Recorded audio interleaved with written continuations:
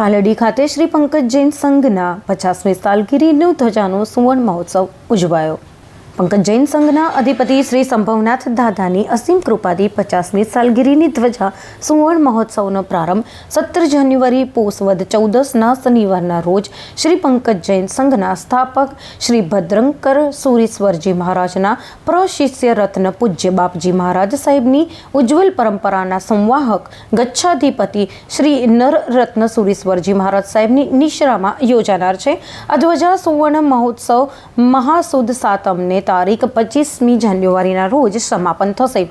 પંકજ જૈન સંઘના ટ્રસ્ટી શ્રી અશોકભાઈ જયંતિલાલ શાહે શ્રી પંકજ જૈન સંઘની 50મી સાલગીરીની ધ્વજા સુવર્ણ મહોત્સવ અંગે માહિતી આપતા જણાવ્યું હતું કે 9 દિવસ ચાલનારા ધ્વજા સુવર્ણ મહોત્સવ દરમિયાન મહોત્સવના પ્રથમ દિવસે અર્થાત આજે 1008 જેટલા જૈન શ્રાવક અને શ્રાવિકા સામૂહિક આયંબિલ તપ કરશે। 24 ભગવાનના ત્રિગડા સાથે સ્નાત્ર મહોત્સવ, જેમાં શ્રી સંભવનાથ ભગવાન, આદિશ્વર ભગવાન, મહાવીર સ્વામી ભગવાનના સમાવેશ થાય છે। આ મહોત્સવ દરમિયાન કુંભ સ્થાપના, જવારારોપણ, અહર્ત મહાપૂજન, દીપક સ્થાપના, નવગ્રહ પાટલા પૂજન, અષ્ટમંગલ પાટલા પૂજન જેવા વિવિધ કાર્યક્રમો હાથ ધરવામાં આવ્યા છે। તેમણે વધુમાં જણાવ્યું હતું કે 9 દિવસીય કાર્યક્રમ દરમિયાન તારીખ 17 જાન્યુઆરીના રોજ સવારે 8:30 કલાકે ગુરુ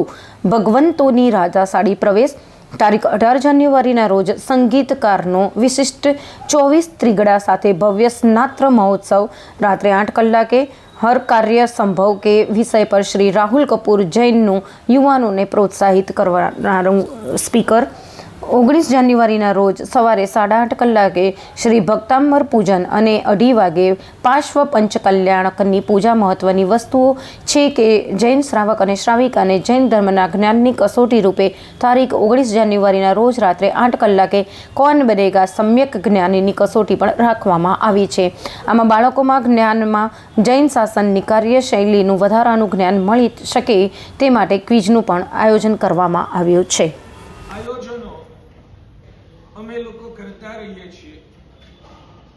અને એ પરમાત્મા એ આ વિશ્વની અંદર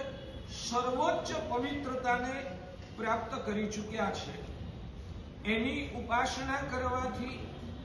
એના જીવનનું ધ્યાન કરવાથી, એના ઉપદેશોને સતત વાંચતા સાંભળતા રહેવાથી અને એમના ઉપદેશ પ્રમાણે જીવનારા સંતો એની સતત સત્સંગમાં રહેવાથી આ દૂષણો એ બધાથી બચી શકાય। આ મુનિરાજ, એમની ઉંમર અત્યારે 35 વર્ષ, એમણે કીધું એ રીતે મારા જૈન દર્શનની અંદર આ અવસર પીણી કાળમાં 24 તીર્થંકર ભગવંતો થયા છે। ભગવાન ઋષભદેવથી લઈ 24મા તીર્થંકર ભગવાન મહાવીર સ્વામી પ્રભુ થયા। એ 24 તીર્થંકર દરમિયાન ત્રીજા નંબરે ભગવાન સંભવનાથ પ્રભુ એ આ ધરતી ઉપર પધાર્યા અને લાખો કરોડો વર્ષ સુધી દીર્ઘ આયુષ્યકાળ દરમિયાન ધર્મ શાસનની સ્થાપના કરી, જગતને લોકોત્તર એવા આધ્યાત્મિક જ્ઞાનનું દાન કર્યું અને સંસારના તમામ પ્રકારના બંધનો અને પીડાઓ એનાથી મુક્ત બની શુદ્ધ આત્મ સ્વરૂપનું અનંત સુખ પ્રાપ્ત કરવા માટેનો આધ્યાત્મિક માર્ગ એ આ ભગવાન સંભવનાથ પ્રભુએ જગતને બતાવ્યો। અમારા જૈન દર્શનમાં તીર્થંકર ભગવાન એટલે સર્વોચ્ચ પવિત્ર વ્યક્તિત્વના સ્વામી ગણાય। એ ભગવાન એમની અનુપસ્થિતિમાં, એટલે ભગવાન જ્યારે આ ધરતી ઉપરથી તમામ કર્મોનો ક્ષય કરી મોક્ષે પધાર્યા, એ પછી પણ આ જગતની અંદર માનવ જાતને સદાચાર અને સમ્યક જ્ઞાનનો માર્ગ હંમેશા પ્રાપ્ત થતો રહે એના માટે ભગવાને ધર્મ શાસનની જે વ્યવસ્થાઓ ગોઠવી, એ વ્યવસ્થાઓ પ્રમાણે આજે અમારો જૈન સંઘ એ મોક્ષ માર્ગની આરાધના કરે છે અને એના આલંબન તરીકે જ અલગ અલગ જગ્યાએ આવા પ્રકારના ભગવાન તીર્થંકર ભગવંતોના જિનાલયો એટલે કે મંદિરો એના નિર્માણ થાય અને એની અંદર સંત પુરુષો જે હોય છે એ પોતાની સાધના પૂર્વક ભગવાનની મૂર્તિમાં પ્રાણ પ્રતિષ્ઠા કરતા હોય છે અને પ્રાણ પ્રતિષ્ઠા થયા પછી એ ભગવાનની જે ઉર્જા એટલી બધી વિસ્ફુરિત થાય છે અને એનું આલંબન લઈ હજારો ભવ્ય આત્માઓ પોતાના આત્માનું ઉત્થાન કરતા હોય છે. એમાં આ ભગવાન સંભવનાથ દાદા